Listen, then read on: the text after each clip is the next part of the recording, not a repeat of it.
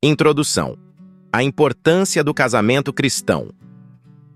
Entramos hoje numa lição que toca diretamente a realidade de todos nós: o casamento cristão.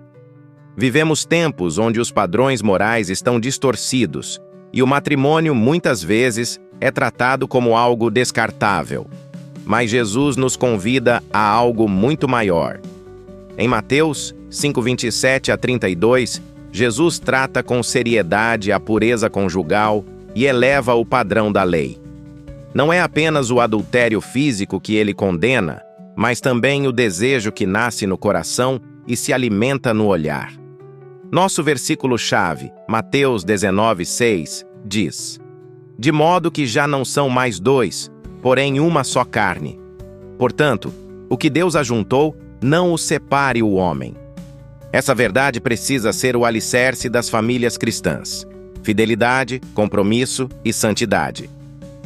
O adultério começa no coração. Jesus revela que o adultério vai além do ato físico. Ele começa no coração.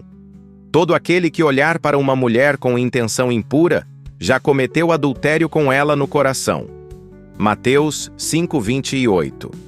Nosso mundo está repleto de imagens, conteúdos e estímulos que alimentam desejos impuros.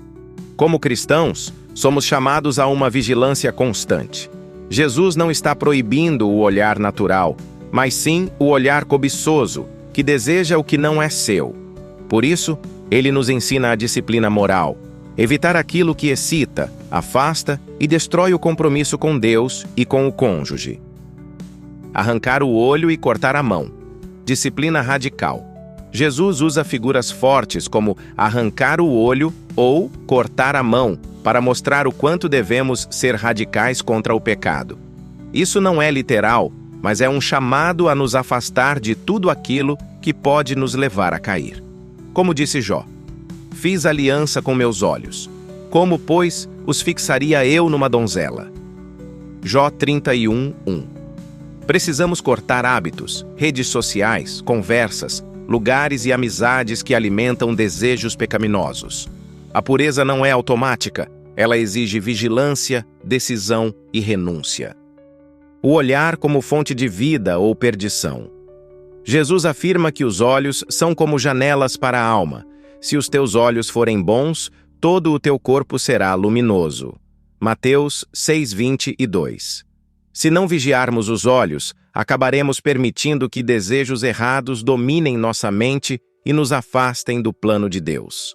A imaginação sem controle é um campo fértil para o pecado. Por isso, precisamos alimentar os olhos com a palavra e não com a tentação.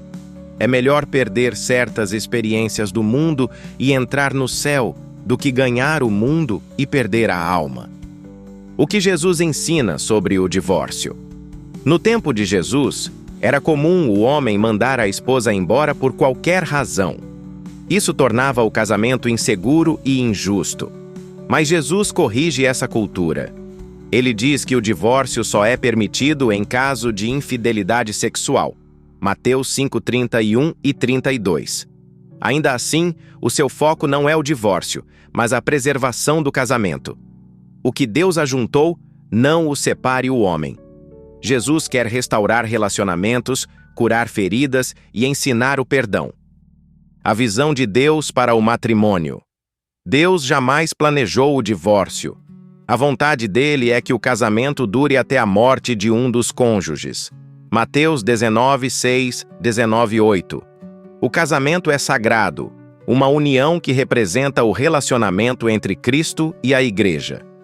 A parte ofendida que se casa novamente, estando o outro cônjuge vivo, comete adultério. Mateus 5:32. Isso mostra como Deus leva a sério a aliança conjugal. O propósito dessas palavras não é condenar, mas preservar a santidade da família. Hebreus 13:4. E se houver arrependimento, há sempre perdão e restauração. Por que tantos se divorciam hoje? Vivemos numa cultura de relacionamentos descartáveis. As pessoas se separam por qualquer razão. As novelas, filmes e redes sociais reforçam essa mentalidade. Mas Jesus nos chama a um caminho diferente: compromisso, perdão, diálogo e perseverança. O problema não está na lei, está no coração endurecido do ser humano. Devemos ensinar nossas famílias a resolverem os conflitos com maturidade espiritual, colocando Deus no centro do relacionamento. Conclusão e aplicação prática. A lição de hoje nos mostra que pureza e fidelidade são atitudes do coração, e o casamento precisa ser cuidado com zelo, como algo santo. A força para viver assim não vem de nós, mas do Espírito Santo. É Ele quem nos purifica, fortalece e capacita para resistir à tentação. Precisamos investir em nossos casamentos com oração, leitura bíblica e disciplina. Quando o casal confia em Deus, o divórcio deixa de ser opção. Os que são de Cristo crucificaram a carne com suas paixões. Gálatas 5:24.